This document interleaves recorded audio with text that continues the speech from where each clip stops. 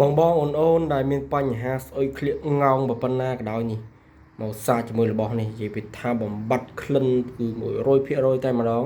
បាទហ្នឹងហើយមនុស្សយើងគឺស្ថិតនៅលើក្លិនខ្លួនបាទបើអត់ក្លិនខ្លួនទេដើរចិត្តគេស្អុយងោងតែខ្លួនឯងហ្នឹងក៏គ្មានភាពជឿជាក់ដែរដោយសារធំក្លិនក្លៀកខ្លួនឯងណាបាទដឹងហើយអ្នកដែលមានបញ្ហាក្លិនក្លៀកគឺពិតជាពិបាកណាស់បាទគឺធំក្លិនបាទគឺរបស់នេះគឺអស់បញ្ហាក្នុងការធំក្លិនក្លៀកបាទនេះជាប្រភេទដុំយើងលុញក្លៀកយើងមុជទឹកឲ្យសើមក្លៀកយើងដោះក្លៀកអីហើយតមកយើងយកលុញទៅបាទលុញទៅគឺបំបត្តិក្លិននិយាយថាល្អប្រើមែនទែនបាទខ្ញុំមិនដែលជួបរបស់ល្អប្រើខ្ញុំធ្លាប់ប្រើផលិតផលច្រើនទេបាទគឺអត់សូវទទួលបានផលទេប៉ុន្តែដុំលុញក្លៀកនេះនិយាយពីថាthe best ហ្មងណាបាទឲ្យមេដៃបរយ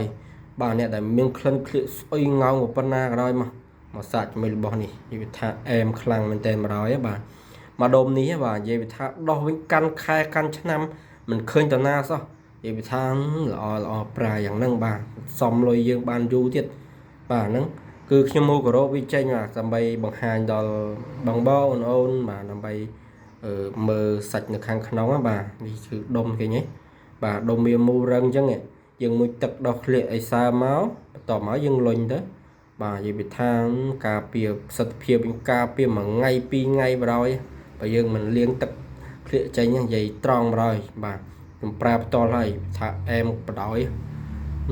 និយាយថាមួយនឹងប្រើដឹងមួយបរយកាន់ខែកាន់ឆ្នាំមិនឃើញតណាសោះ